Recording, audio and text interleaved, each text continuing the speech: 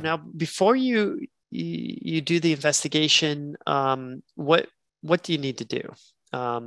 So I've got some thoughts here about what the employer should be thinking about. Um, need you need to start with the alleged victim, the person complaining, review of information with them and the need to protect them from any type of retaliation too. So if they're complaining about a supervisor, make sure that the supervisor won't be able to retaliate against the employee for complaining. And also, is there a need to separate the alleged victim from the harasser?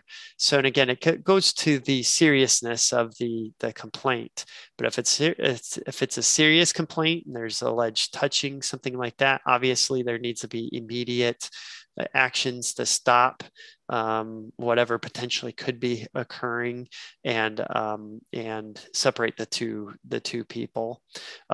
So consider schedule changes, transfer to a different location, leave of absence, something like that.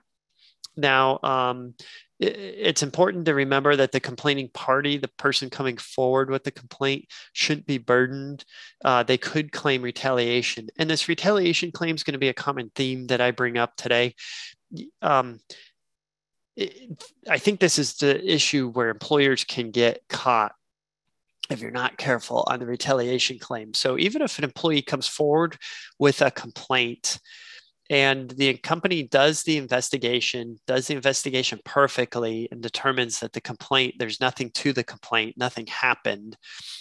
The employee that complained is still protected. They can't be retaliated against. So even if the person they complained against didn't do whatever the person's complaining about, and they've been cleared, you need to make sure that supervisor doesn't do anything to retaliate against the employee, because if they retaliate, even though the underlying activity that the employee complained about didn't occur, they could still have a cause of action for retaliation if that supervisor does anything to the employee down the road, just because they made that complaint. So it's something to keep an eye on, and we'll talk about how to follow up after the investigation to make sure that that's not occurring as well.